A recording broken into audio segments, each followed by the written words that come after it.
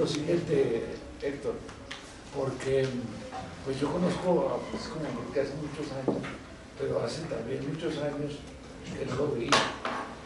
Entonces, me parece muy interesante que preguntarle qué ha hecho. Pues yo sé más o menos, he tenido infortunadamente en el último mes el fallecimiento de su señora, así es que hay que agradecerle a Pacho que tenga el ánimo para venir a estas cosas.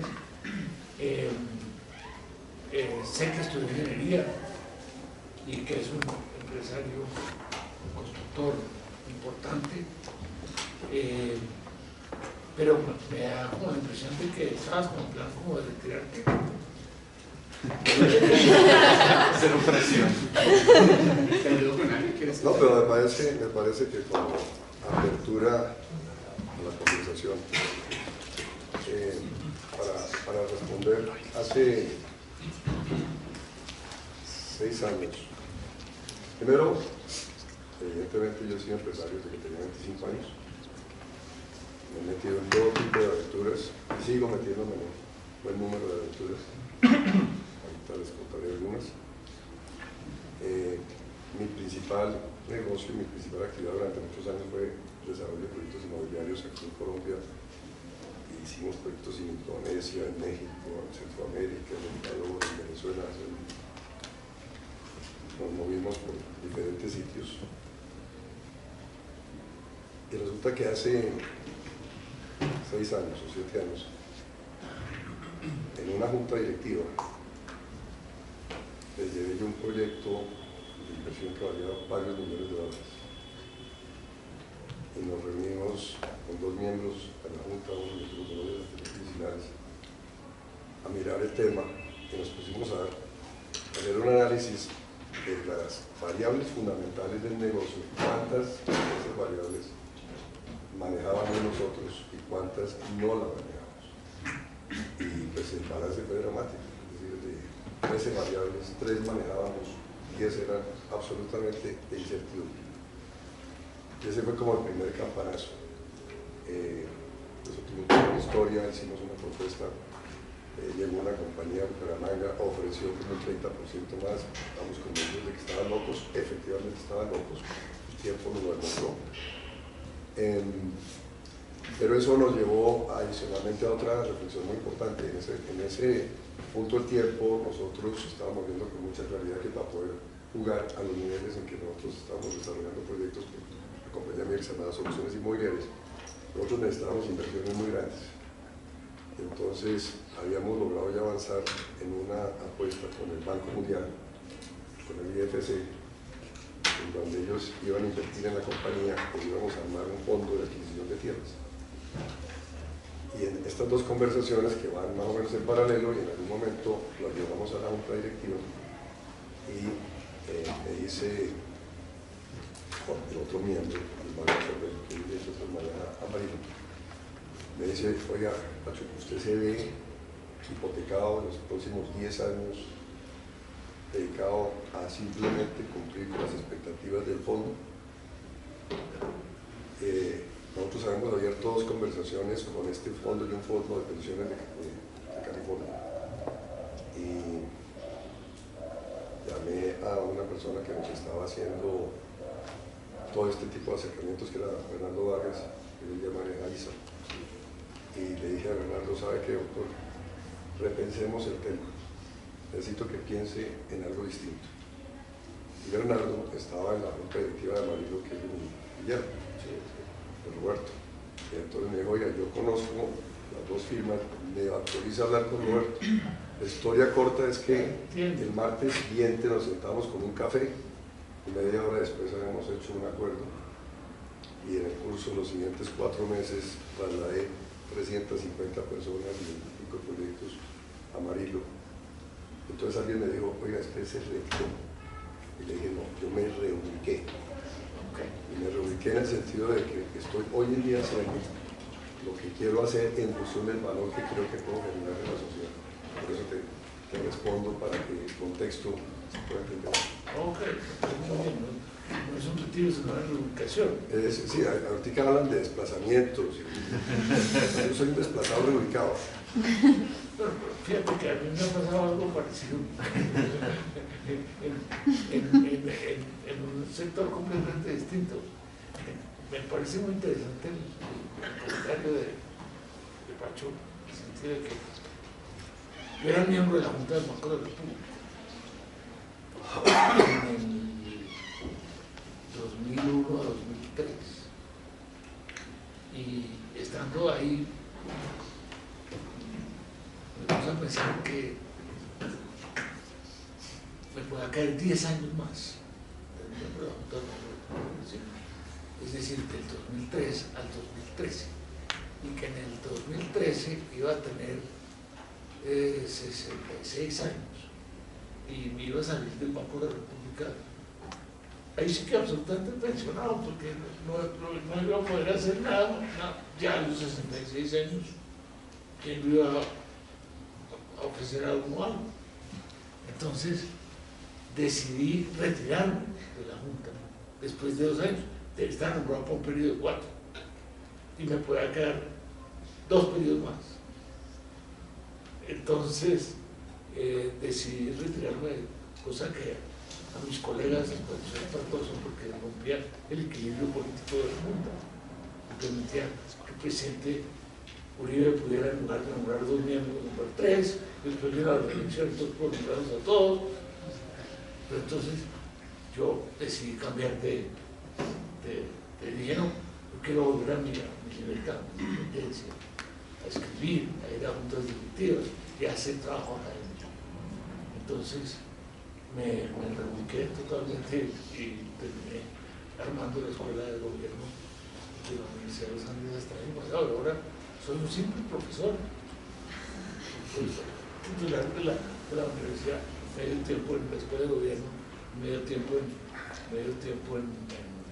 la Facultad de Economía, pero tengo mi libertad de independencia. Escribo mis columnas cada 15 días en el tiempo y voy a varias puntos de lectura, entre otras ahí, donde estaba aunque el mundo es muy pequeño. Sí, fíjate que ahí hay una cosa, pensando en general, es algún valor a ustedes, hablando un poco de lo que fue la invitación. Yo digo que uno en la vida es el resultado de las decisiones que toma. Claro. Uno no le puede echar la culpa a nadie más. Hay más, Uno es el resultado de lo que siembra y es el resultado de las decisiones que toma. Y el otro comentario asociado a esto es que en la vida, de golpe, una de las decisiones y a la elección de ustedes, eso va a ser absolutamente claro que va a ser el camino que van a tener que recorrer, que es el de tener que reinventarse varias veces en la vida.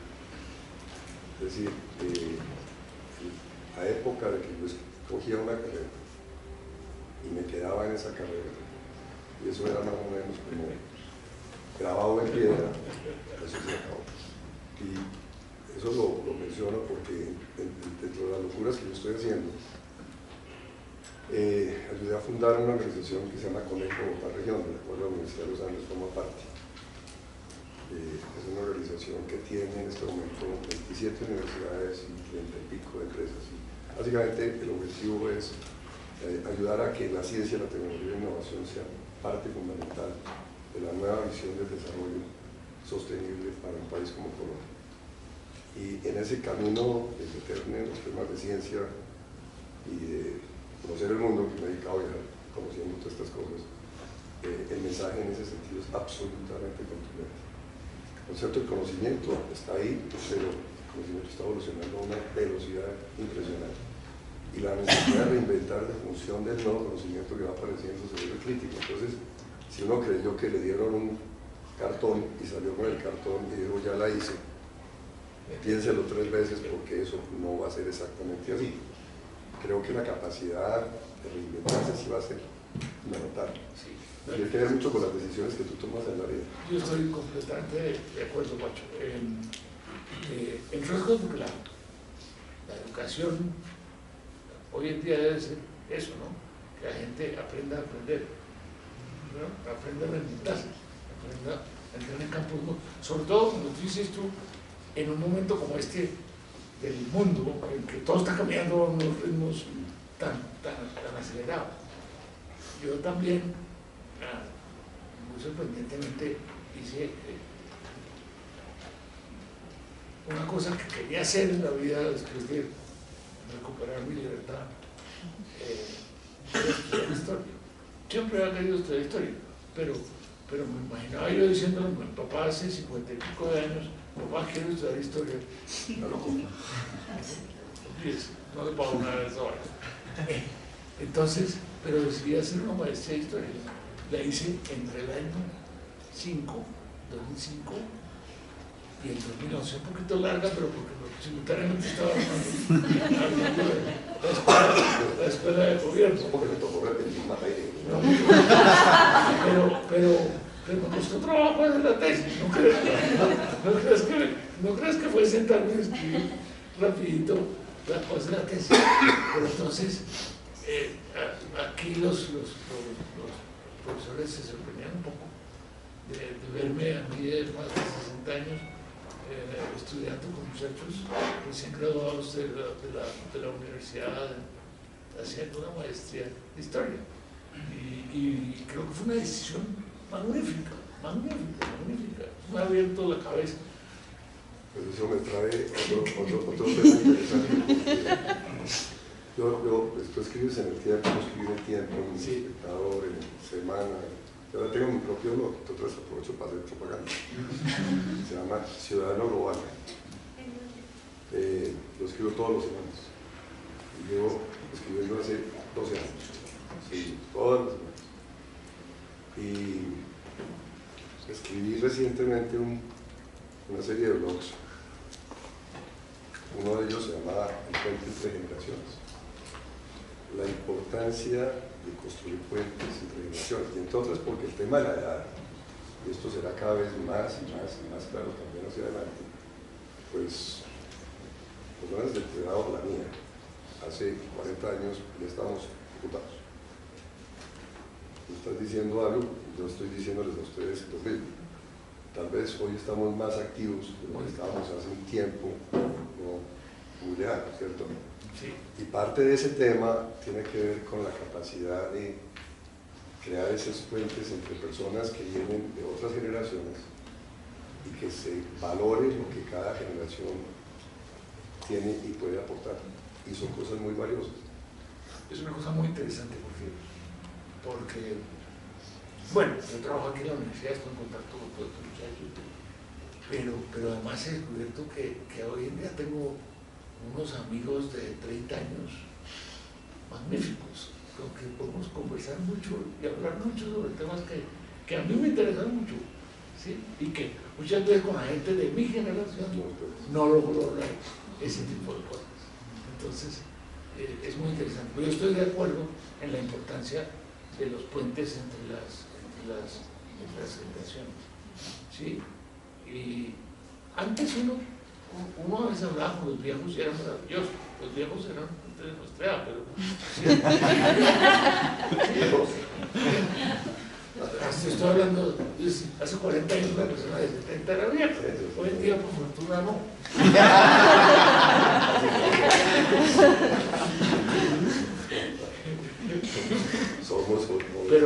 Pero la otra cosa es que estamos haciendo lo que consideramos que queríamos hacer y por alguna razón no habíamos hecho. Sí, pero queríamos hacer. Tú dices, yo siempre lo he querido. Yo también digo, yo siempre he querido estudiar historia, estar vinculado con la academia, un poco cosas, pero es una carrera distinta. Yo me hice una reflexión que también quisiera hacerles a ustedes. Uno trabaja en la vida, yo dediqué y lo hice afortunadamente exitosamente a desarrollar empresas, pero llega un momento de reflexión como el que yo hice en el año 2011 cuando me di cuenta, primero, de los riesgos que estábamos tomando. Segundo, que pues, mi negocio siempre tenía ingenieros y arquitectos al lado. Y en las últimas etapas del desarrollo de mi compañía yo andaba lleno de abogados. Y dije yo, ¿qué es lo que no cuadra en esta fotografía? Este no es el negocio que me daba la pasión para hacer lo que hice. Y este es un tema muy interesante, y es tomar la decisión de hacer lo que con pasión pueden hacer para devolverle a la sociedad lo que yo no recibí. Entonces, desde esa óptica, pues en todas las aventuras hoy estoy invirtiendo en empresas de tecnología, estoy haciendo ese tipo de cosas, pero estoy promoviendo organizaciones como Conect, estoy promoviendo algo que ustedes van a escuchar aquí en la universidad, es una fundación de liderazgo que se llama Origen. ¿Qué se llama cómo? Origen. Origen Red de Liderazgo. Y la van a conocer porque la Universidad de los Andes en noviembre tomó la decisión de darnos a nosotros la posibilidad de crear un programa para reunir a un grupo de personas que vienen del programa de Serpilpac con un grupo de estudiantes que vienen de otros orígenes, hablando de origen, y hacer algo parecido a lo que estamos haciendo en la Universidad de Rosario. Y entonces, hombre, esas son cosas que apasionan, en las cuales tú le estás devolviendo de alguna forma su granito de arena a la sociedad. Pancho, pero para eso toca convocar gente, toca tener ahí, para entrar en los temas que me interesan a Héctor, toca mover a la gente para que te apoye. Sí, Ese es el tema del liderazgo. Es el tema del liderazgo. Ese es el tema del Con un objetivo muy claro, ¿no? Ese es el tema del Tienes liderazgo. que tener un objetivo muy claro. Y mira, ya que nos estamos metiendo en Honduras,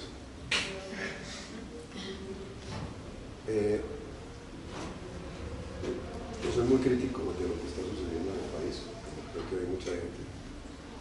Me parece inconcebible que la paz haya dividido a este país. Y me parece inconcebible que no estemos hablando de una visión del futuro de este país, sino que estemos amarrados a la historia de 60 años de violencia. Eso es una falla de liderazgo dramática. Se la atribuyo al presidente Santos. Creo que tomó la decisión correcta. Desde el punto de vista técnico, digamos, del manejo, digamos que ha sido reconocido internacionalmente, pero no preparó a la sociedad colombiana para lo que se vive. Y entonces, este comentario lo hago porque a mí me encantaría, y aprovecho la oportunidad que estamos aquí con ustedes, creo que cuando uno está diciendo que es necesario cambiar a un país, la pregunta es ¿con quién se va a hacer el cambio en un país? De lo que yo conozco, yo he estudiado bastante sobre esta materia, la palabra liderazgo y cambio están vinculadas, calma y sello del tema. O sea, yo no gerencio los cambios, yo lidero los cambios. Por lo tanto, el tema del liderazgo debería ser un tema central hoy hacia adelante para la sociedad colombiana. Fíjate que no lo es. Tú lo estás oyendo en las campañas políticas, que ese sea un tema de relevancia. Nadie le está proponiendo una visión de futuro a esta sociedad colombiana que está absolutamente dividida y fragmentada. Y para rematar, los partidos políticos además desintegrados. Entonces, digamos que ahí tenemos un profundo vacío y que universidades como la Universidad de los Andes debería de ser parte del proceso en donde ese tipo de cosas las pudiéramos implementar. Pancho, presidente, a mí me parece que es una falla de la clase dirigente de la sociedad. Es decir, no, ahí de golpe entró la palabra que le gusta a Héctor, que yo no sé bien qué hay que decir, pero es la corresponsabilidad. En esto estamos metidos todos. Y entonces lo que uno ve es que sí, hay unas fallas evidentes del liderazgo presidencial, pero tampoco sale el liderazgo por otro lado a sí, bueno, pero estamos de acuerdo en unas cosas que se han hecho, nosotros no estamos de acuerdo, pero vamos, queremos ir para allá. Pues en ese sentido tienes toda la razón. Nosotros, en Origen, por ejemplo, esto fue un experimento que nació después de que yo tuve un cáncer y lo desarrollamos literalmente como un experimento. Hoy en día ya son más de 900 personas las que han pasado, las que tenemos. Y lo que hemos visto es la importancia de ir construyendo una red de liderazgo, comunidades de liderazgo, porque el concepto de liderazgo colectivo es cada vez más crítico para hacerte eco a tu mental. Y es necesario, evidentemente, la corresponsabilidad. Entonces, somos corresponsables de lo que nos está sucediendo o lo que nos deje de suceder. O sea, definitivamente no, de nuevo, no le podemos echar la culpa a otros. Evidentemente, la dirigencia política del país tiene un papel, porque pues, ese es el esquema de la sociedad, cómo funciona. Pero no es un tema que, si te das cuenta, se trabaja, no es un tema que sea visible, no es un tema sobre el cual se escriba. Yo he hecho varios aportes en esa dirección y el otro día me decía un amigo mío norteamericano y me decía, oye, usted debe ser de Marte, no de su país, porque es una persona que viene mucho a Colombia y reside en Europa. Me decía, usted está tocando temas fundamentales para lo que es la apuesta del futuro de Colombia. Y sin embargo, pues son temas que nadie las está, o no los estamos viendo, eso es gravísimo. No les importa, es peor. Es muy difícil. Pues tú seguramente lo sentiste cuando escribías en los periódicos, pero uno como columnista y video economista desde el año 77, 40 años más, intermitentemente por cargos en el gobierno o en el sector privado, en que no consideraba que debía escribir columnas de prensa, defendiendo intereses de uno u otro estilo, que no tenía la independencia y la libertad suficientes para decir lo que yo quisiera decir. Y a veces el trabajo es un poco frustrante porque uno no ve reacción. Uno no ve que le comenten ciertas cosas, lo que tú estás diciendo, ¿no? Que ahí digas, no estoy de acuerdo por tal o tal cual, o estoy de acuerdo por tal cual, pero uno, yo me quejo a veces, no es que la gente de grupo no me lee, mi señora me dice, oh, claro que lo lee, pero lo apoyan a uno. Pero uno quisiera que no solamente lo lean, sino que lo que uno dice tenga algún efecto, un impacto, ¿no? Es lo que tú estás diciendo. Ahora, pero ¿qué son fallas del liderazgo individual y colectivo? Pues mira, aquí hay una cosa que también está muy asociada a nuestra conversación. ¿Cómo soy yo corresponsable de mi destino? Es una buena pregunta. ¿Cómo soy yo corresponsable de mi destino? Ahorita vienen unas elecciones tremendamente atípicas en la política colombiana. ¿Cómo debo yo tomar una decisión informada, con criterio, para pues, poner mi granito de arena en lo que es un proceso de democracia? Y si te das cuenta, parte de las tragedias que estamos viendo con el caso como el de Trump, por el tema del Brexit en Inglaterra, por el tema de Polonia, por el tema de Hungría, es que se está tomando decisiones que afectan profundamente la vida de la sociedad, sin información, sin criterio, ¿cierto? Y con una ligereza absolutamente monumental. Y cuando te escucho en relación a tu reacción en relación a las columnas que se las leo todos los fines de semana. ¿Qué tan importante es esa posición orientadora de la opinión?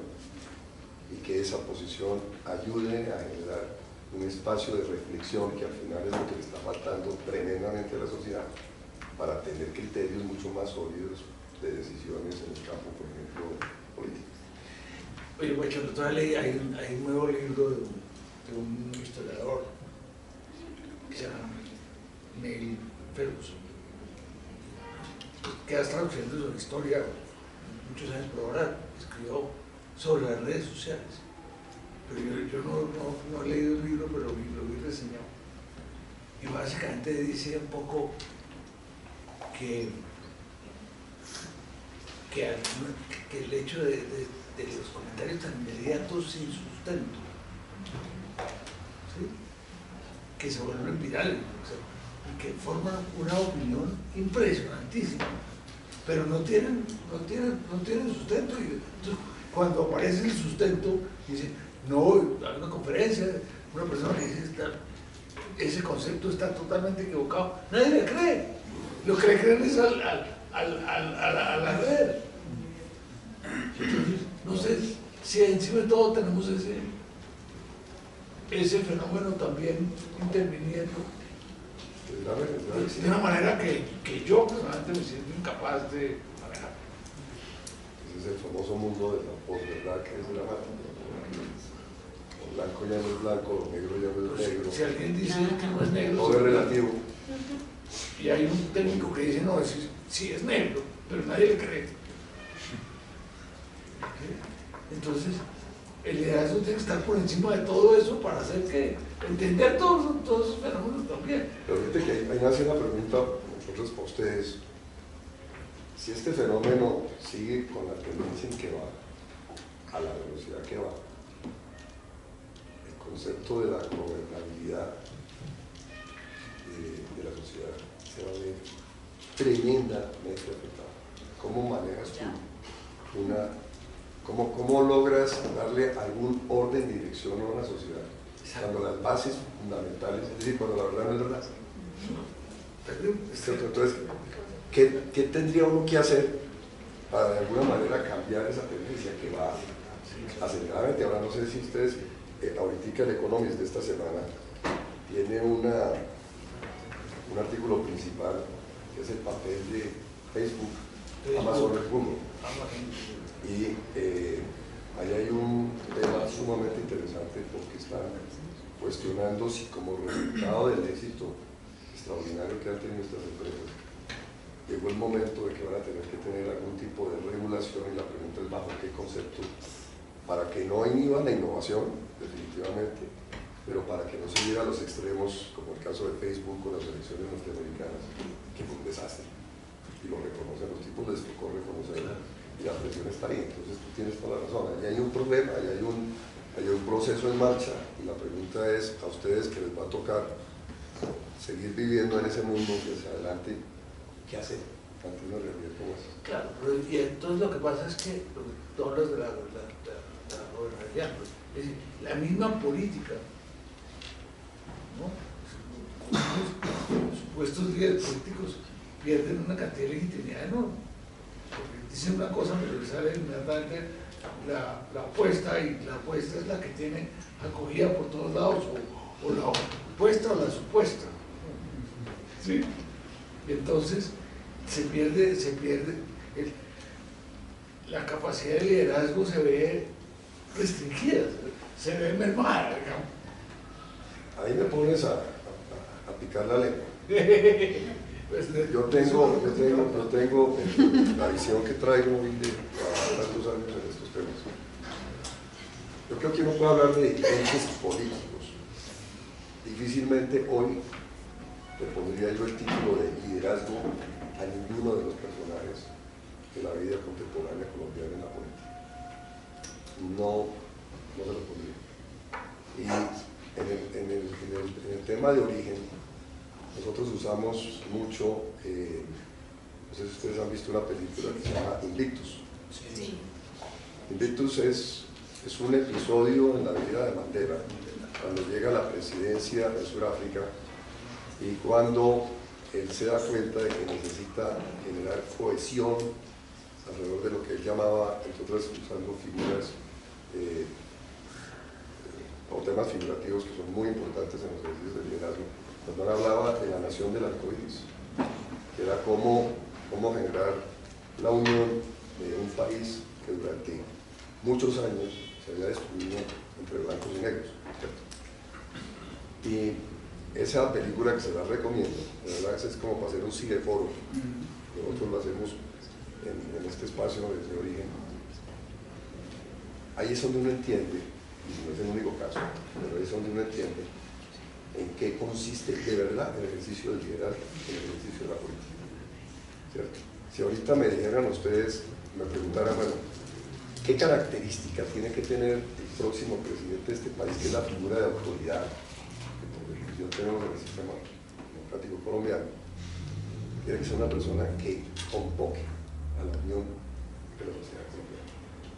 Yo no veo en el ramillete de personas que están ahí alguien con la capacidad para poder hacer eso, y eso me preocupa tremendamente, porque, entre paréntesis, si los 16 años aquí para atrás sirvieron para llegar a un acuerdo con las FARC, con todo lo que uno pueda criticar o no, pero yo prefiero tenerlos ahorita donde están y no generando desastres. Eso es apenas la cuota inicial del esfuerzo más grande que va a tener que hacer la sociedad colombiana para adelante. Y fíjense que en el camino nos quedamos sin partidos políticos, ¿cierto? Y sin una visión de futuro, porque no se construyó en el proceso de construir el proceso de paz propio. O sea, ¿para qué hicimos pues este cuento? Entonces, volviendo a mi tema, el tema de la dirigencia política y el tema del liderazgo, y pensando en la corresponsabilidad, me parece que ese es un tema que debería ser motivo en un grupo como el de ustedes de conversación. O sea, ¿qué hay que hacer para cambiar lo que hoy en día para mí es una tendencia que no es la mejor? O sea, yo no veo a la sociedad colombiana avanzando sin ese cambio de tendencia. Yo estoy completamente de acuerdo, pero sí, como dice Pacho, a mí también me picas la lengua porque me haces pensar la historia reciente colombiana, porque esta gente joven cree que las cosas siempre han sido así, como solo, ¿no? Pero, digo, la escuela de gobierno tiene el nombre de Alberto Lleras Camargo por una serie de razones. Alberto Lleras fue rector de la Universidad de los Andes, fue 2 veces presidente de la República, fue el primer secretario general de la OEA.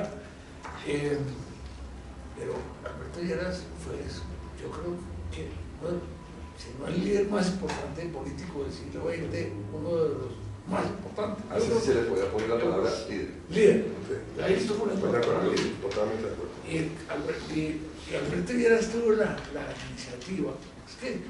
Es que es importante la historia, porque este país tuvo un periodo de violencia partidista cuando Pacho y yo nacimos, ¿sí? Plena violencia. Cuando estábamos chiquitos, violencia violenta. Es decir, que los conservadores liberales no pudieran entender y se echaron bala, no tenía ningún sentido. Y pues tanto que llegamos a tener un golpe de Estado, una dictadura militar entre el año 53 y el año 57. Hoy en día dicen, no, es que la dictadura no era tan dura, era como blanda, pero de todas maneras era una dictadura, ¿no? Y Alberto Lleras tuvo la iniciativa de conversar con el jefe del Partido Conservador, con quien no se podían entender, y se fue y lo buscó, y el pacto del Frente Nacional. Entonces hoy en día la gente dice, no, el Frente Nacional presidente nos dejó en el caballo. El Frente Nacional fueron 16 años también, fíjate, del 58 al 74, ¿no? 16 años, pero tuvo un efecto maravilloso que fue que los conservadores y liberales podemos hablar y no tenemos ese problema.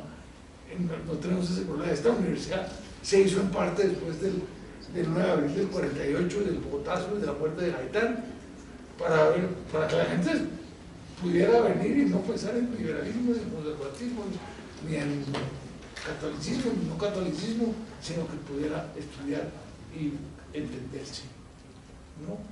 Entonces, el acto de liderazgo de Alberto Lleras fue fundamental en la historia colombiana del siglo XX y en la historia actual. y posiblemente tuvo un poco el mismo problema que nos dejó sin violencia, ¿sí? Pero desde los 16 años tampoco fueron capaces de tener una visión clara de para dónde iba. Entonces comenzamos a echar un poco de un lado para otro lado, ¿sí? Y ahí sí surgió la guerrilla. La gente dice, no, porque la Frente Nacional les provocó la guerrilla. No creo, yo no creo. Fíjate que ahí traes otro tema. Como 8 varios temas. Uno, el resalto de lo que estás diciendo, porque estudiando la historia de Alberto Valieras, que yo la estuve también leyendo, la importancia del ejercicio de liderazgo de tener actos de grandeza y de reconocer que no es sostenible una situación que haya generado 300.000 muertos, las famosas cifras de la violencia en Colombia. Yo creo que es dramático. Número uno. Número dos, Colombia no ha entendido algo y me preocupa dramáticamente porque como nos montamos en esta situación de la descalificación del otro, ¿cierto? Nos hemos montado en ese tema de descalificación del otro, nos está llevando a algo que me parece que es dramático. En origen, como para que ustedes me entiendan lo que voy a decir, no lo diseñamos per se, como dicen, nos lo encontramos por fuerza de las circunstancias. Hoy considero que ese es el más grande activo que tenemos.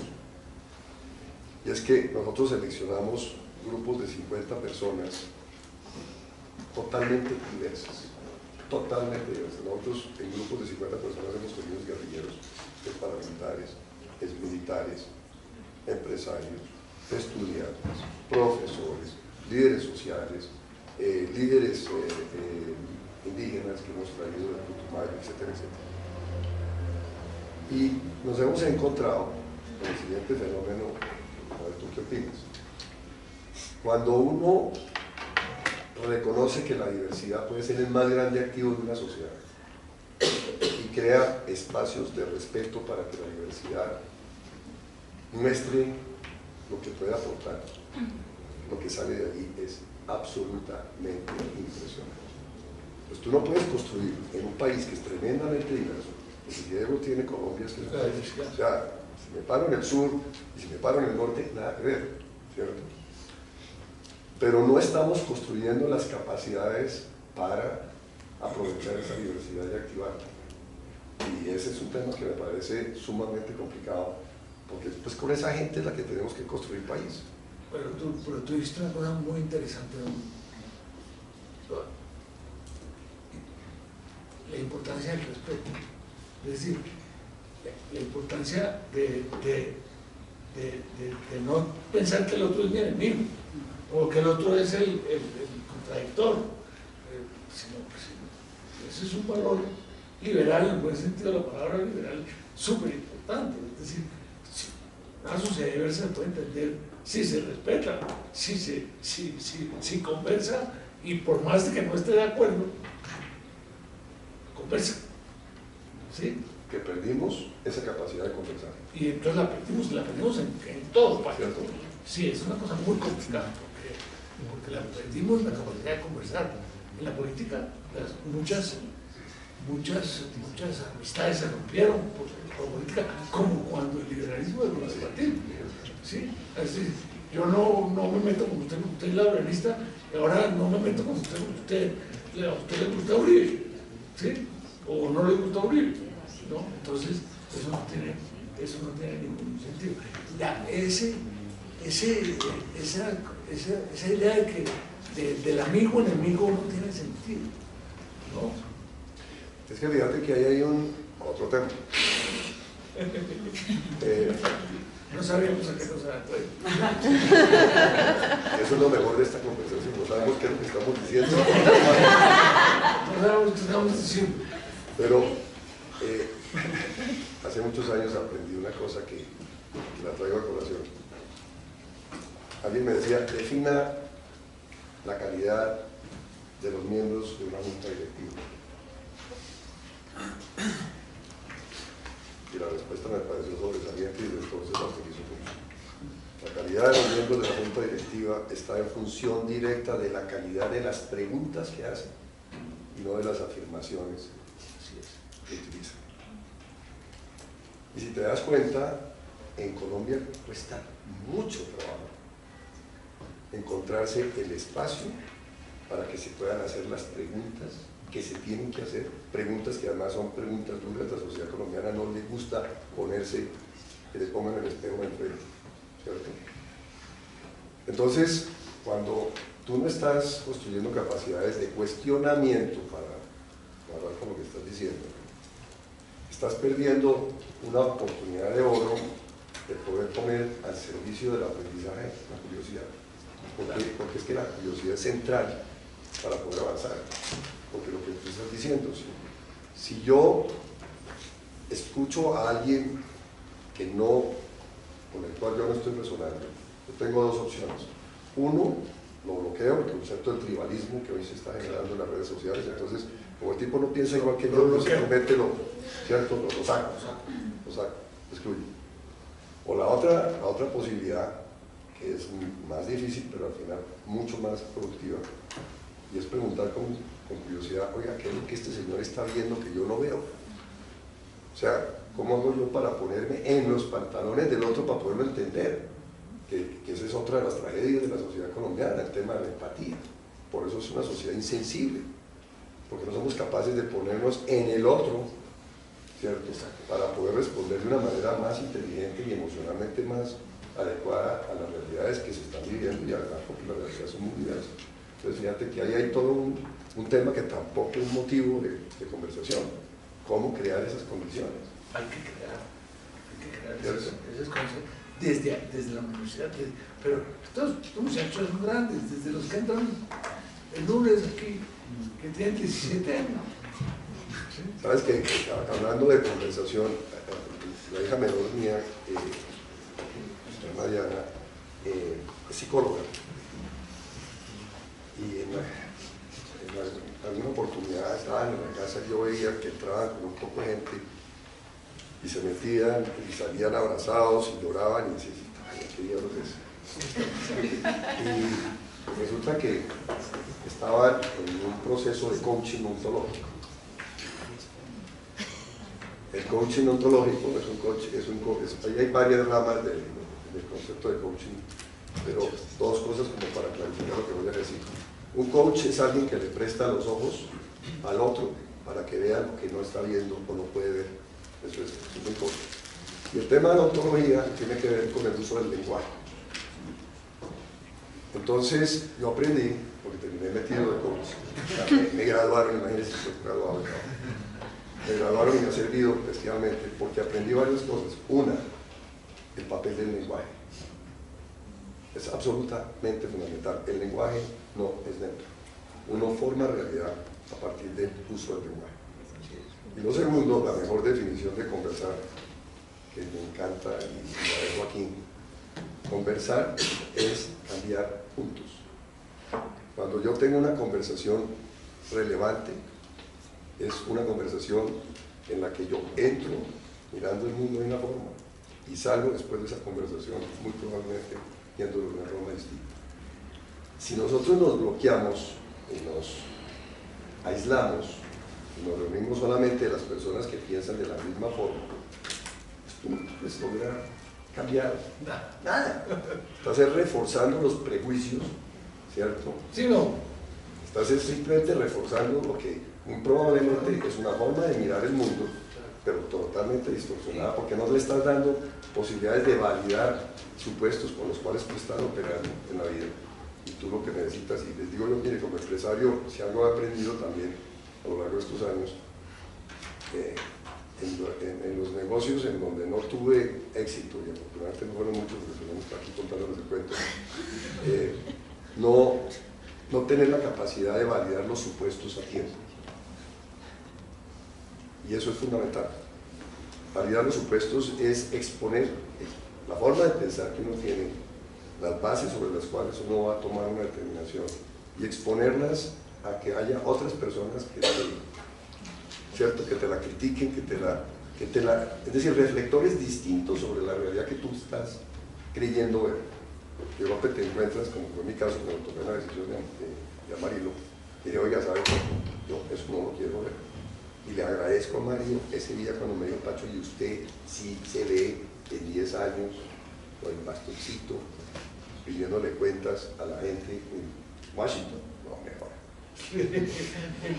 Hay una pregunta, pero tú querías hacer una pregunta. Sí. Yo quiero hacer un comentario después de eso. Yo quisiera,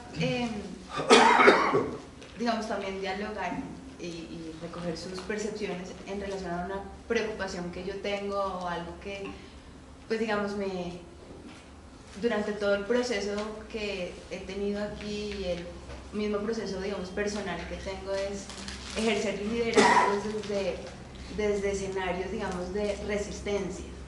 Un poco mi interés en los procesos de liderazgo están enmarcados en la sociedad civil y el proceso de la sociedad civil es un poco hacer llamados a las entidades que están en el poder, ¿no? Y que ejercen el ejercicio público, llamar la atención sobre distintas acciones que no son fáciles de tratar, ¿no?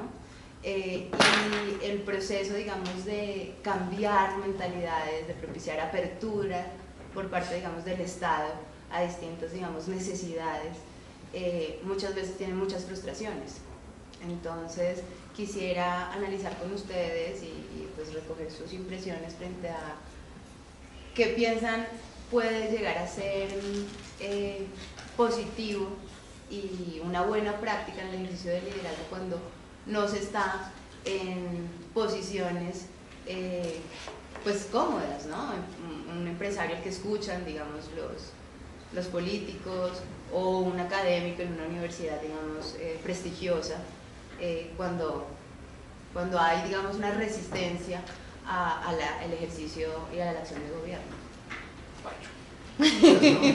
Estamos metidos en el lío. Ya está metido en ese lío. A ver, nosotros en origen, yo utilizo personalmente mucho la escuela de Ronald Heifetz de la Universidad de Harvard.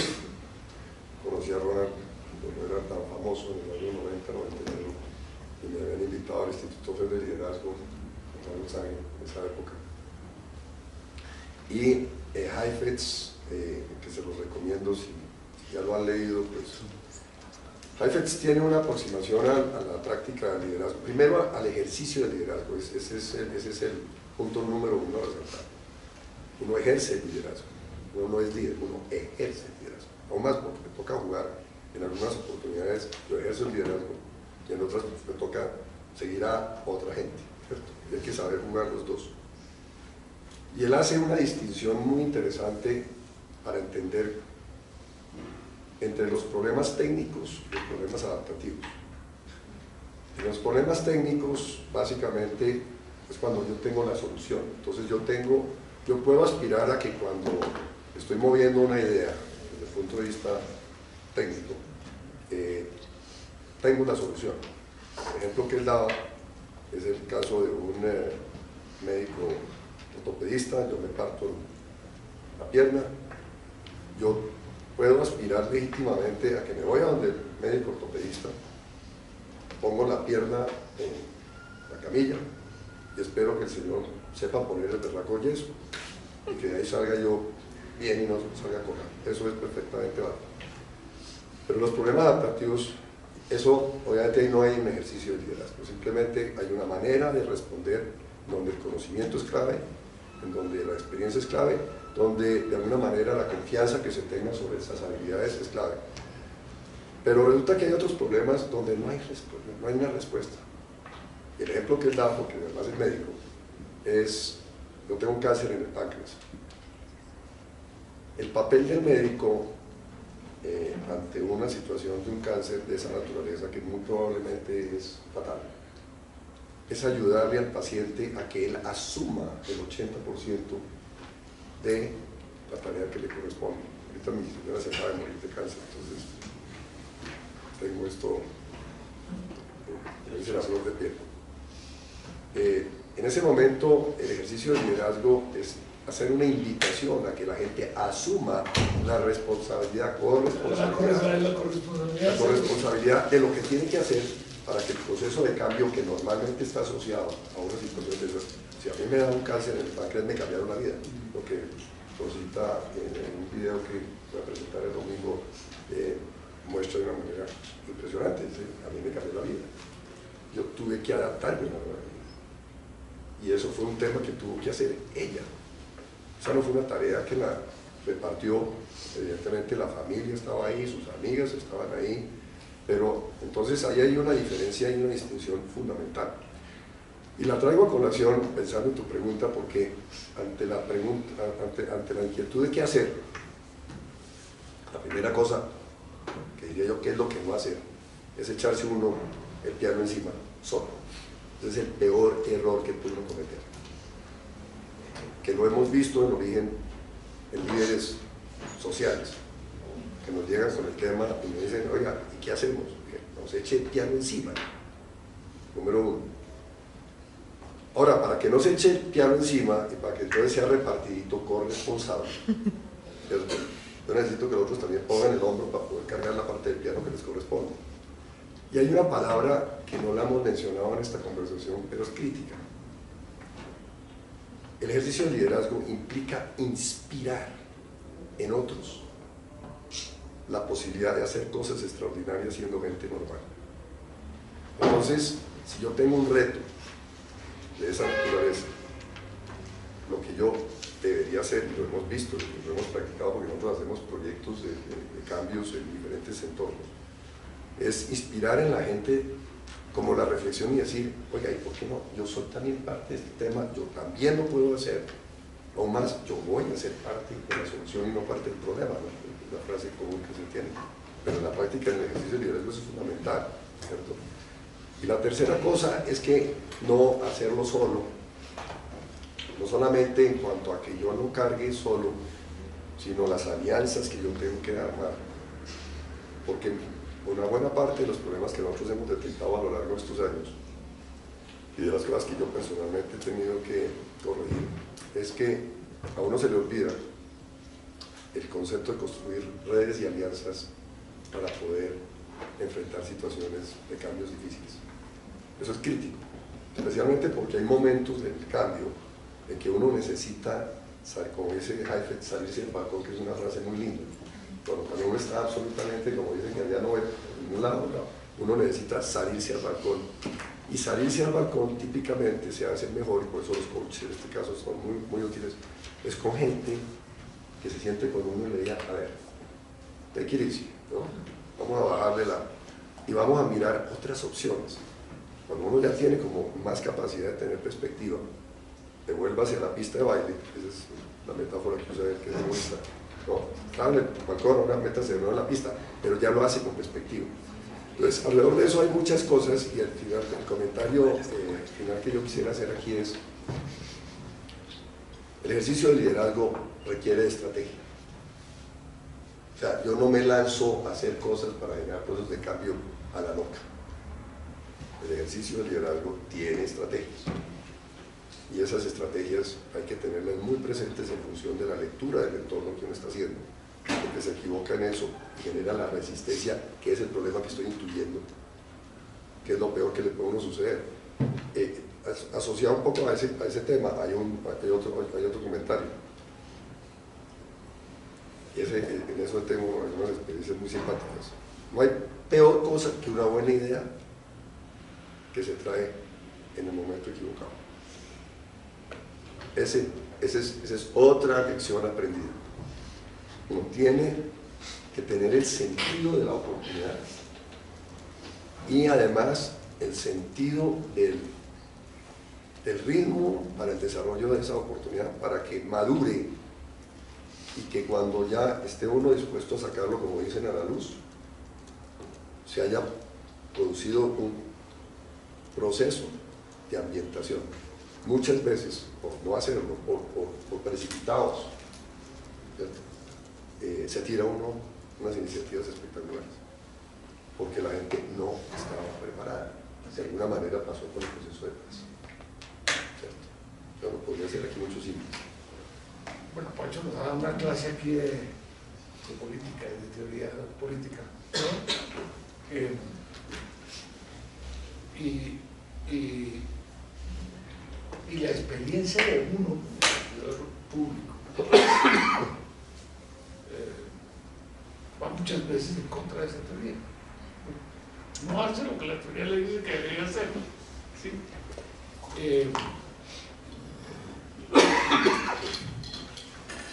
Y es muy difícil entender por qué suceden las cosas, porque entender el comportamiento del funcionario público y de las restricciones que tiene y la falta de tiempo y de capacidad para reflexionar y hacer estrategia de buscar el cambio. A Héctor le gusta un cuento que yo cuento sobre mi experiencia como ministro de Minas y Energía. Yo creo que sirve para la reflexión. Mira tu pregunta. Bueno, yo entré al ministerio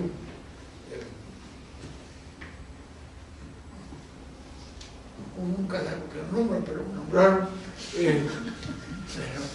ministro. Pero a mí siempre me han interesado los temas de la energía y los temas del petróleo, y había escrito sobre esos temas, pero no era un experto ni un técnico. Pero rápidamente encontré una de las cosas.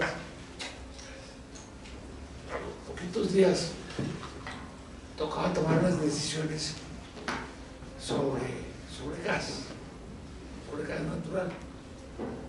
Y entonces, bueno, primero que todo pedí un memorando en el ministerio de 5 páginas, contaban lo que estaba pasando con el gas, la política de gas, la estrategia con el gas, y me pasaron una ruma de estudios así de grande, porque nadie tenía la capacidad para sentarse y escribir ese memorando de 5 páginas. Entonces, por eso cuando vine aquí a la escuela de gobierno dije, ahí tenemos un curso en la maestría que se llama Análisis de Problemas Colombianos, que después para que la gente aprenda a hacer esos memorandos. 5 páginas que digan. Bueno, el hecho fue que se me metió en la cabeza la idea de que había que incentivar la producción de gas, la exploración de gas, traer inversión extranjera para el gas, que había que liberar el precio del gas en boca de pozo y que había que exportar gas.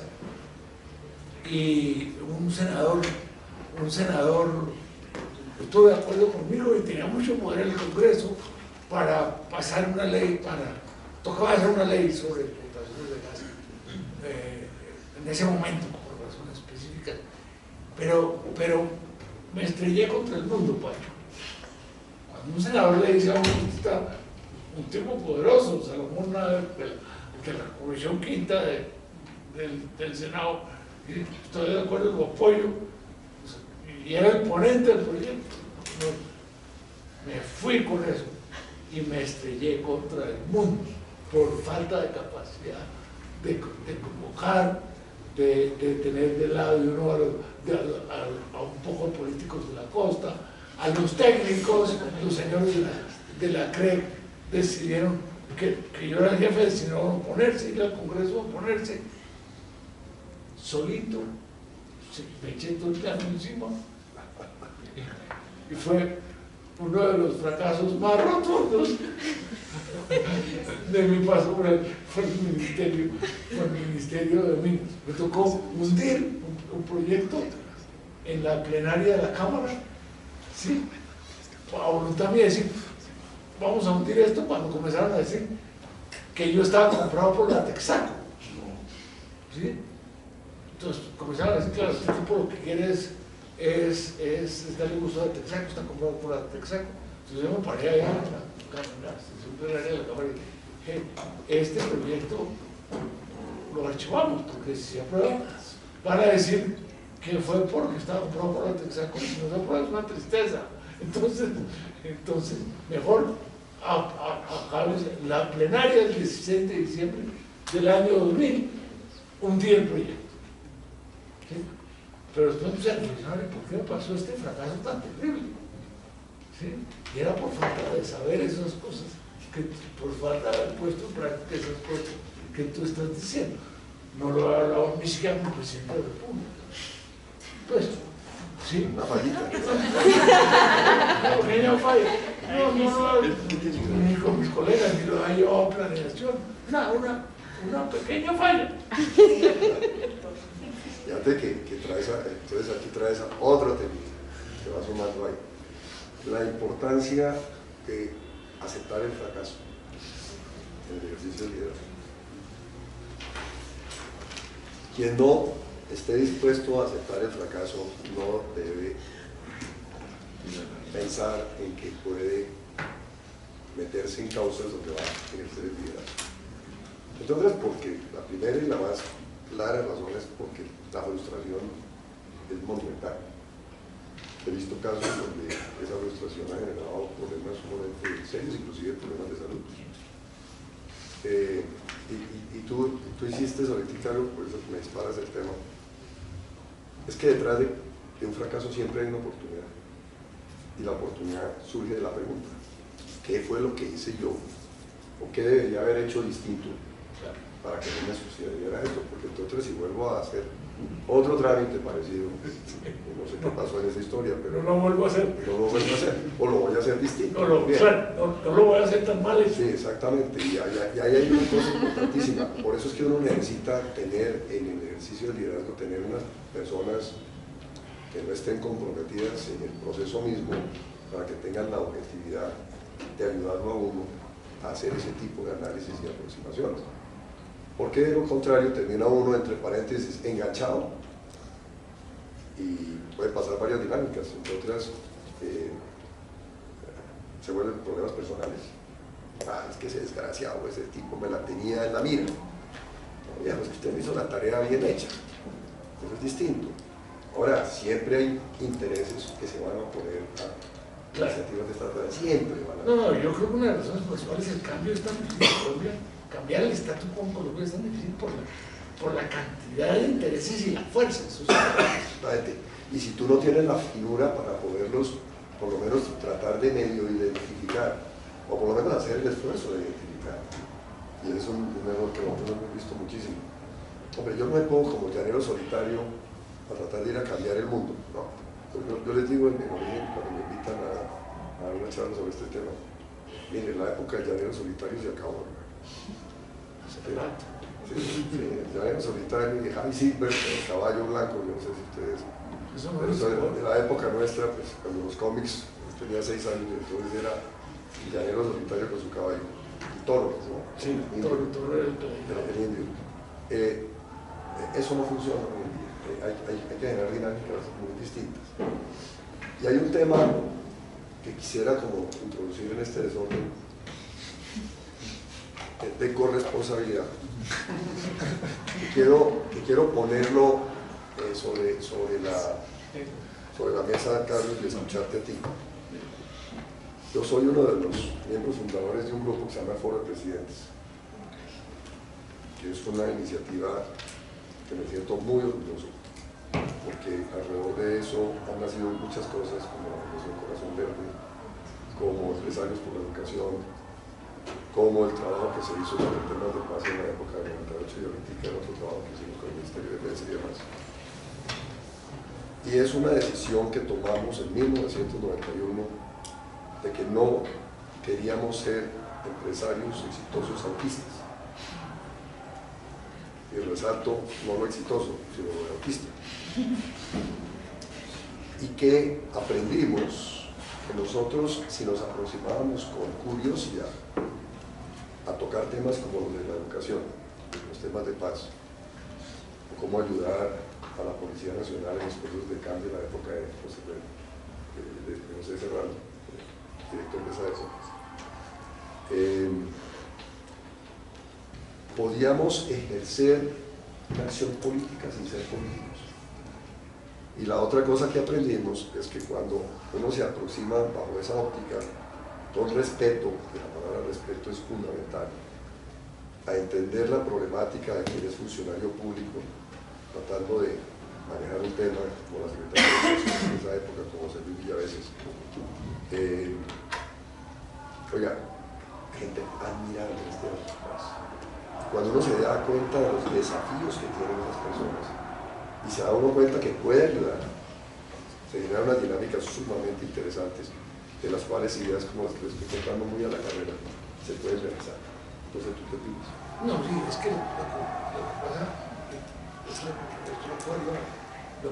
lo que pasa es que uno tiene como una idealización del sector público, de lo que se puede hacer desde el Estado y de los funcionarios públicos, y hay unos funcionarios públicos maravillosos, pero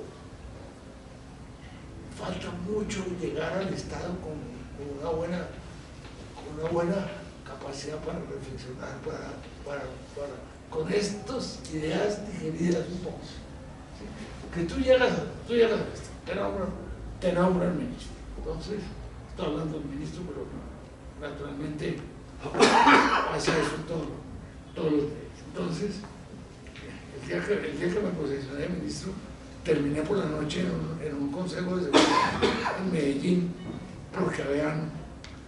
porque Medellín había estado sin luz la noche anterior. Me tocó eso, pues. Eso, que pase una cosa de esas en Medellín, es una crisis nacional. Entonces, me han posicionado a las 11 de la mañana, pero a las 6 de la tarde estaba en Medellín con mis colegas, con el ministro de Defensa, con el ministro de Gobierno, con el general Rosso José Serrano y con el director de la general Tapia. Miran con la presión de Medellín de que se había ido la luz la noche anterior y que no podía volver a pasar. Con toda la razón, ¿sí? Pero estamos en un momento, en una situación de seguridad terrible, que bombardean las torres. En el año que yo estuve ministro, bombardean 420 torres en 365 días. Entonces ahí comienza uno a ver las presiones y la incapacidad del Estado y del gobierno para tomar algún tipo de decisión, porque no se puede tomar ningún tipo de decisión. General Tapia decía, si ponemos a la gente, a los batallones del ejército a cuidar las torres, los sacamos de la carretera, entonces nos trancan la carretera.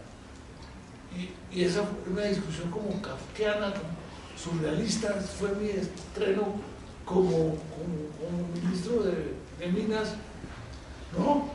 En que realmente de golpe el general dijo, bueno, vamos a ceder y vamos a sacar un poco de gente de la carretera y la vamos a poner a vigilar las torres. Y entonces a las 12 de la noche se acabó la reunión con esa maravillosa decisión. Se acabó la reunión. Y desde ese momento, ¿a qué horas uno reflexiona? ¿A qué horas uno estrategia? ¿A qué horas puede uno funcionar? Uno tiene que llegar con cierta... Es un problema muy complicado, por eso me interesa tanto lo de la escuela de gobierno, y de estos programas, porque hay que llegar como con cierta... Yo pensaba que estaba preparado para ser ministro, no que iba a estar preparado. Tenía 50 y pico de años y había tenido experiencia en el sector público y en el sector privado, que iba a estar preparado. Es decir, yo me sentía casi que permanentemente violado. Entonces, ¿sabes? Un día entré al Congreso y me conocen todos los representantes de la Binoque, ¿sí? Y me arrimaron contra una pared para que yo les aprobara pasar una sobretasa, un aumento de la tarifa de energía para beneficiar a los departamentos de la Orinoquia. Entonces sí, ustedes me están violando. Sí. Me tenían contra la pared. Hagamos los pasitos. Sí, déjenme pensar, sí, no. Yo me sentí como ministro. Fue una experiencia interesante, muy interesante, aprendí, conocí el país, pero me sentía muy respetado.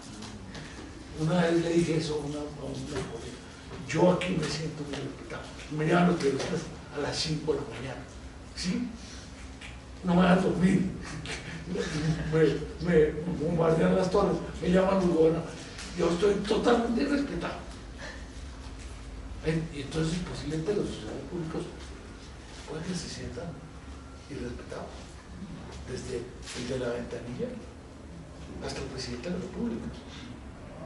No sé, estoy echando paja, Pacho, con una experiencia personal terrible, pero uno de funcionario público, yo, funcionario público, ministro de Minas, 14 meses, me sentí irrespetado por el país, por todo el mundo, por el político. Tú tenías una pregunta. Sí, yo quería hacer una pregunta referente, ya que tocan este tema, un poco al modelo económico, que indudablemente, digamos, el ejercicio político y el ejercicio social están permeados por ese modelo económico. Yo no creo que el ejercicio político pueda estar despegado en ningún momento de esos intereses económicos. Ustedes ahorita hablaban de todos esos intereses que se interponen, digamos, en esos actos de grandeza que deberían ocurrir o en ese ejercicio de liderazgo colectivo que debería ocurrir.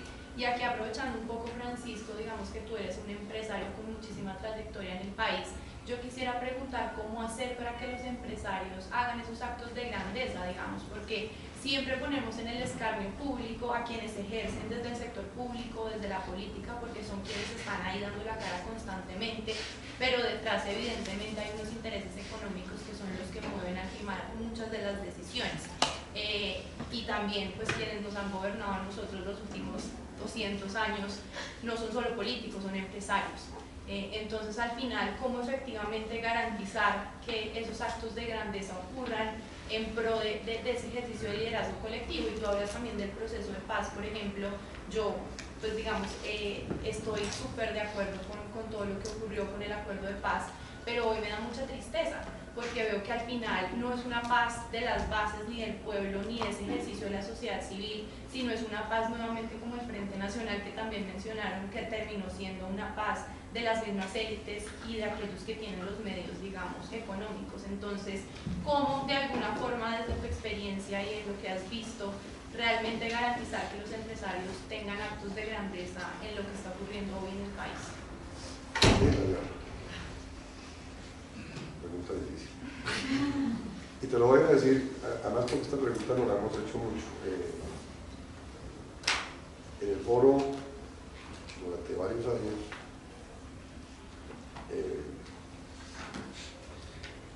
nosotros aprendimos que algo que es fundamental es adquirir conciencia del papel que uno debe jugar en la sociedad, saliéndose de su pequeño mundo en manera empresarial.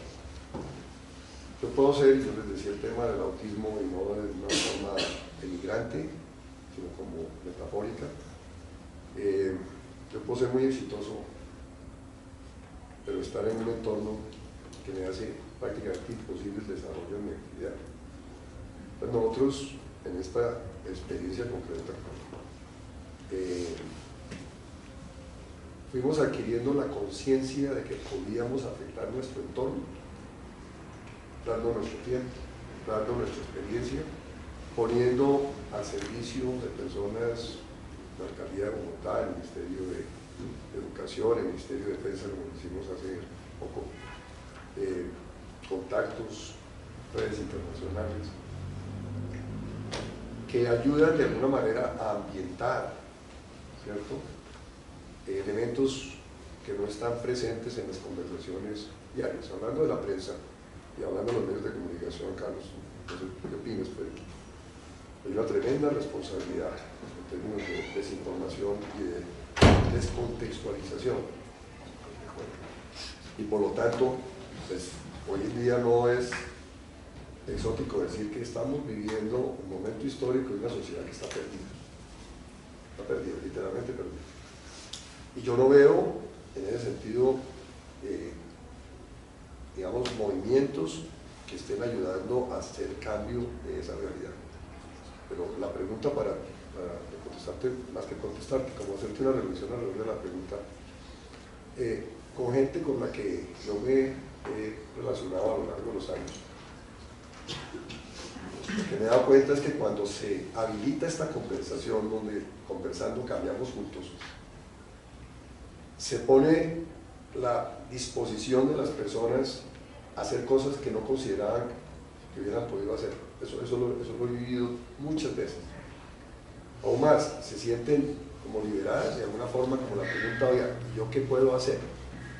Y que siempre como el tema es que no hago nada porque no tengo la manera de canalizar como esa inquietud, ¿cierto? Entonces, por eso el tema colectivo ahí es muy importante. Es decir, si tú lo vas a hacer como el llanero solitario, las probabilidades de éxito no son muy altas, y si de golpe tienes algún éxito, pues es un tema muy poco escalable, ¿cierto? Y aquí pues el tema o el reto es cómo lograr escalar este tipo de acciones. Entonces esa sería como una reflexión. Segundo, cuando digo yo cuál es el rol, hombre, yo creo que ese es un tema que es uno de los grandes vacíos del proceso de paz en Colombia. Y es que nadie le preguntó a la sociedad colombiana cuál debe ser el nuevo rol de los diferentes actores en un escenario distinto al que vivimos durante 60 años con el desastre que generó. Y qué hay que hacer para preparar a esas personas para que puedan ejercer de alguna manera ese nuevo rol. O sea, eso simplemente no es un tema que se da como el escape instantáneamente. Hay que prepararlo, ¿cierto? Entonces, digamos que tiene que ver mucho con el tema del rol. Y tercero, hombre, yo creo que en términos empresariales he visto unos cambios grandes. Ahorita, por ejemplo, en el tema de origen, hemos logrado que se monte el presidente de Argos, que se monte el presidente de Nutresa, que se monte el presidente de Amarillo, que se monte Carvajal y compañía. Hemos comenzado a crear como una red con un propósito. Y los hemos invitado para que nos ayuden a ser partícipes de la construcción de esa conversación colectiva sobre el papel del liderazgo. Esa es otra manera de poder abordar una situación de estas. Es decir, hay que posicionar el tema. Porque muchas veces estas cosas no suceden porque no hay nadie moviendo el tema. Y como tenemos ese movimiento que tiene un peso negativo tan grande, que son las noticias de todos los días, desafortunadamente no ayuda para nada. Si todos ustedes se ponen a mirar en las noticias, pues el contenido negativo versus el contenido positivo, el desbalance es dramático. Entonces hemos construido una sociedad donde disfrutamos lo malo y no valoramos lo bueno. Y por lo tanto, para cambiar esa realidad, pues no se crean espacios necesarios para que podamos conversar de algo distinto. Cuando lo haces, mira, a mí me impresiona, yo tengo un sentimiento que cada vez más lo valido en conversaciones que me invitan. La sociedad colombiana está ávida, hay mucha gente en esta sociedad, ávida de un mensaje distinto. Y no es el de destruir el sistema por destruir el sistema y demás, eso no es. No, están ávidos para que me inspiren, me inviten y me habiliten para que yo sea parte del proceso de cambio de la sociedad. No sé si ustedes opinen lo mismo que yo estoy diciendo. Yo creo que tu comentario da lugar a muchos comentarios, incluido con el de Pacho también. Yo por intereses académicos, personales y por haber conocido de cerca la familia Carvajal, terminé escribiendo un documento, un ensayo, un libro sobre Carvajal y compañía y la figura de don Manuel Carvajal Sinisterra, que fue presidente de Carvajal como del año 39 al 71, que se murió. Manuel Carvajal fue un líder empresarial impresionante, sí, impresionante. Tenía una frase muy buena, Pacho: no puede haber una empresa sana en una sociedad enferma. ¿Sí? Entonces, Manuel Carvajal, por ejemplo, de golpe en el año 60, hizo una acto de grandeza enorme. Llamó a su familia y la Carvajal y compañía sigue siendo una empresa familiar en que los dueños de Carvajal es toda la familia Carvajal. No hay nadie extraño. Llamó a su familia y le dijo: mire, yo soy partidario de que en la compañía el 40% de la propiedad accionaria de Carvajal sea de una fundación que vamos a hacer nosotros, los accionistas, que vamos a donar el 40% de cada una de nuestras acciones a esa fundación. Y esa fundación va a hacer obras sociales y va a estar en educación, y va a estar en salud. Estamos hablando de 1961. ¿Sí? Y claro, como va a tener el 40% de las acciones, pues quien maneje la fundación va a estar en la junta de Carvajal, sea de la familia o no sea de la familia. Y esa fundación se va a mantener con los dividendos que tenga el 40% de las acciones de Carvajal. Hoy en día tiene como la fundación tiene como el 23%. Carvajal ha sido una empresa bastante afectada por todos los cambios, por la disrupción, porque ya la gente no mira los números de teléfono en las páginas amarillas, que fue una baja lechera de Carvajal, se acabaron todo el mundo. Entonces Carvajal ha tenido una época difícil, los dividendos de la fundación se han caído, los dividendos de la familia se han caído, pero ¿qué tal? Y la fundación en los casi 60 años que lleva de vida ha hecho una labor extraordinaria, no solamente en salud, en educación, en crédito a los en formación de microempresarios, en programas de vivienda en Agua Blanca, en Cali. Absolutamente maravilloso.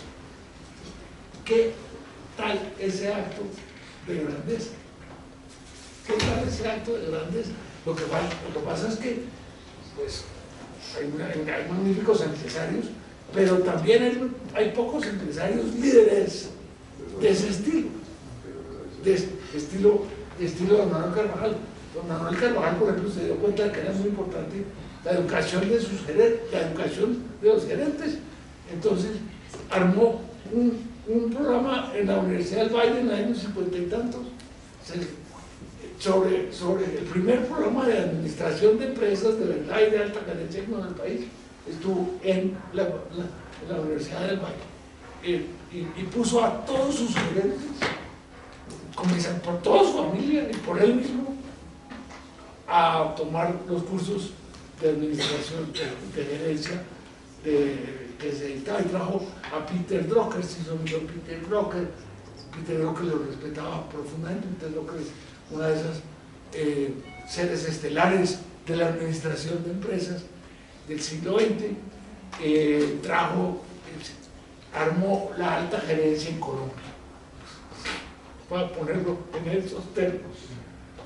Y se dio cuenta que era importante que hubiera servicios públicos en una ciudad como Cali y en el país. Y entonces armó la corporación, la CBC, la Corporación del Valle del Cauca, ¿sí? No, es decir, pero estoy poniendo el ejemplo de Manuel Carvajal, pero hay muchos más. Hernán Echavarría, ¿sí? Y hoy en día hay también, no es que no haya, ¿sí? O sea, grandeza y sentido de país empresarial hay claramente, y ha habido y seguramente se necesita que haya más.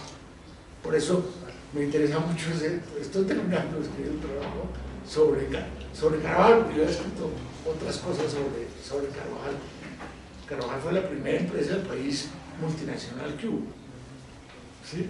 Que se expandió por toda América Latina.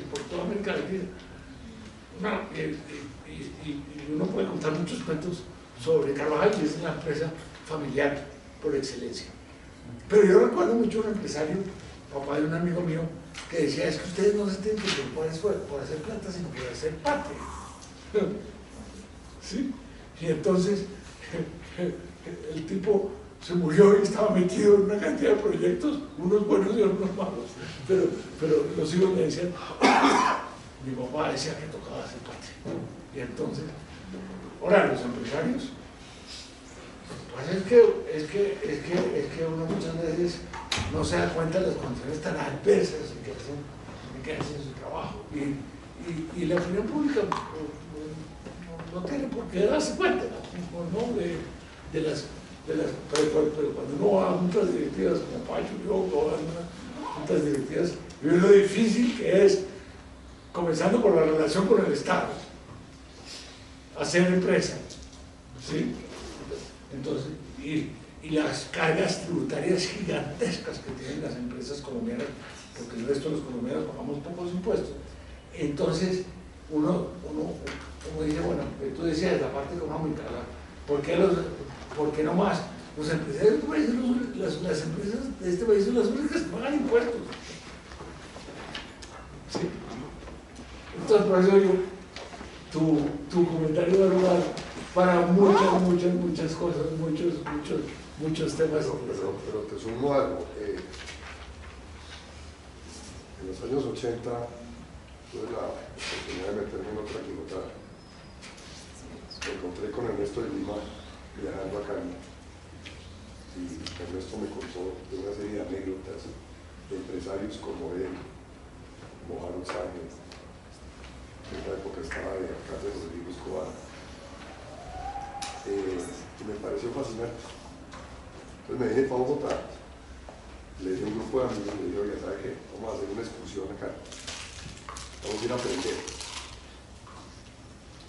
Y nos fuimos a ver varias iniciativas, una de las cuales era la iniciativa que Harold le montó a Rodrigo en la alcaldía, que fue la de los parques de recreación popular.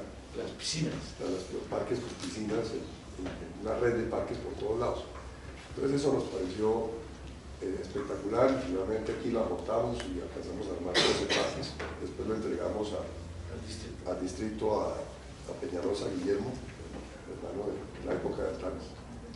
Pero el cuento que quiero traer a colación es el caso de Cali de los años 70 y 80, que viene después de la muerte de Manuel, después de los Panamericanos de Cali, que fue la conciencia empresarial de que deberían ser parte de la solución de los problemas de la sociedad. Esa es nuestra inquietud. Se generó, primero se sembraron las bases con la traída de Peter Drucker, de acuerdo a lo que yo recuerdo de las conversaciones de esa época. De manera que la traída de Peter Drucker y después los Juegos Panamericanos fueron como catalizadores, y lo de la Universidad del Valle que tú estás mencionando, que fue toda la facultad, esos fueron elementos a donde se crearon las bases de esa conversación. Ya cuando, a finales de los años 70, y viene Rodrigo, que tuvo mucho que ver en todo un proceso de cambio de Cali, se rodeó de personas como estos. Y entonces comenzaron con mucha creatividad e imaginación a buscarle solución a problemas específicos. El caso de la recreación a mí me pareció monumental, y ese era uno de los casos. Y uno veía una ciudad cívica que era un modelo nacional e internacional, ¿cierto? Pero eso que estoy diciendo, que desafortunadamente vino la dentro de los 90, que fue cuando vino la estampida de una generación, que viene el narcotráfico y se posiciona, se toma la ciudad como pasó en Medellín, exactamente el mismo fenómeno.